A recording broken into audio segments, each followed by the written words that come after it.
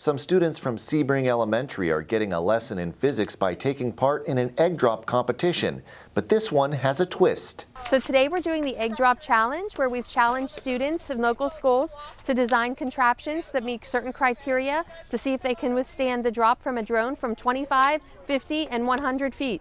We begin this week's Brain Gain brief at the Southern Park Mall, where 30 students tested their designs by having them hoisted into the sky by a drone. Brain Gain is sponsored by the Mahoning Valley Manufacturers Coalition, Eastern Gateway Community College, and these coalition members. You try to make a creation that will protect your egg, that will be soft. You want your egg to survive and not crack. So these kids are 4th grade students from B.L. Miller in Sebring schools. We have 18 teams where the kids, some kids are individually competing, other kids are in a team. My superintendent reached out to me and asked every science teacher if they would be interested in the egg drop, and I definitely got approval, and so here we are. We have been spending time since August preparing and making something to protect their egg. We'll drop it and see how it survives, I guess.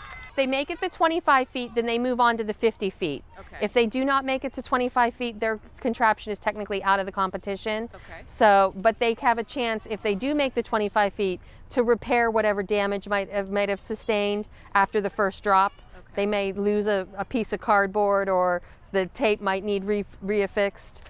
So if they make the 25 feet, then they'll have the chance to move on to the 50-foot drop.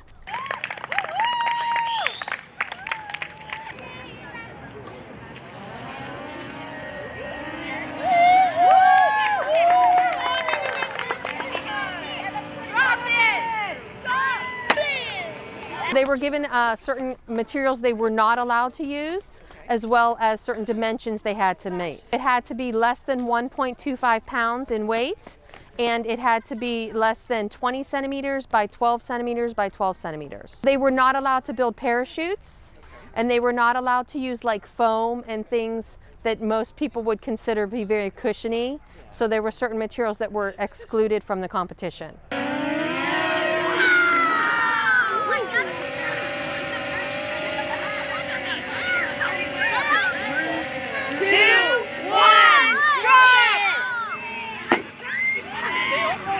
So they're designing a contraption. They tested it at school throughout the week. We did a practice drop from the rooftop, which was probably, I think, 20 feet high.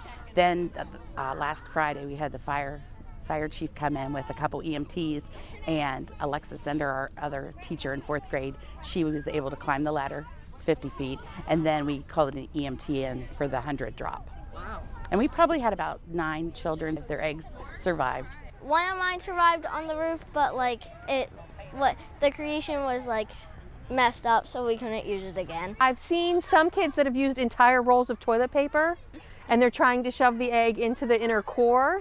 And apparently the eggs that we're providing today are larger than the ones they were using at their testing at their school. So they actually had to hollow out pull the core of the toilet paper rolls out to make the eggs fit. So they had to modify their contraptions right here this morning. In their science journal, they'd write about what worked, what didn't work, and what they could do to make it work and be successful. So a lot of learning's going on. They collect their data, they analyze it, and then they just, experiment and write down ideas and design it and put down what works and what didn't work and what they could do to make it better.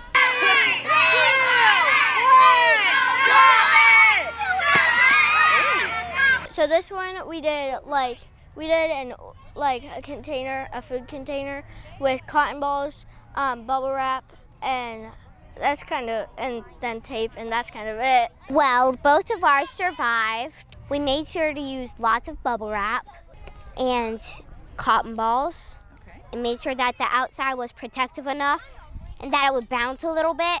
I learned that using lots of bubble wrap and fluffy materials helps a lot with protecting the egg. Go Pirates! Say go Pirates! Basically in science, they're learning forces and how to create things to support their egg. We're talking about velocity, we're talking about force, we're talking about things that would really, stop and go. Bragging rights are always the best thing, but everybody who participated got an Oh Wow Egg Drop Drone t-shirt.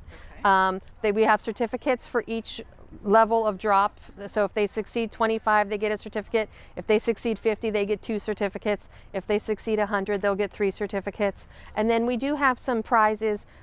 We don't expect too many to survive 100 feet. So if we have some kids that do survive 100 feet, we have some bags, swag bags to hand out.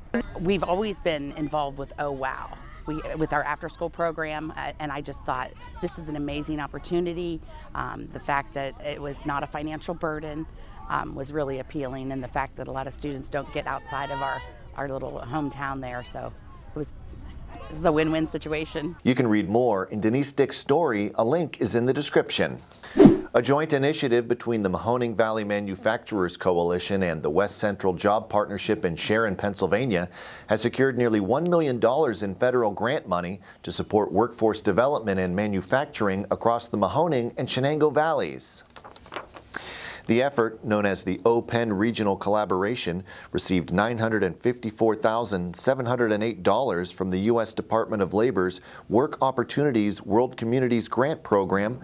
The money would be used to promote the availability of good jobs in the region, further equity and inclusion programs in manufacturing, and help organizations in Lawrence and Mercer counties form an industry sector partnership that mirrors the structure and function of MVMC.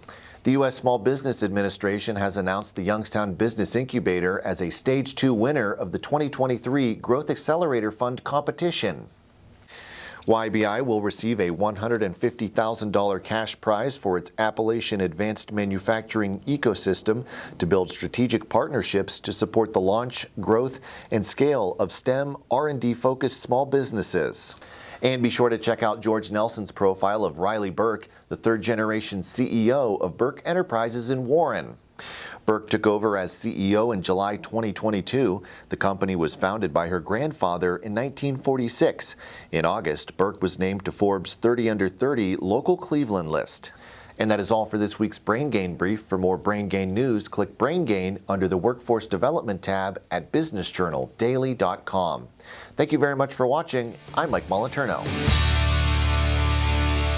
Brain Gain is sponsored by Eastern Gateway Community College, the Mahoning Valley Manufacturers Coalition, and these coalition members.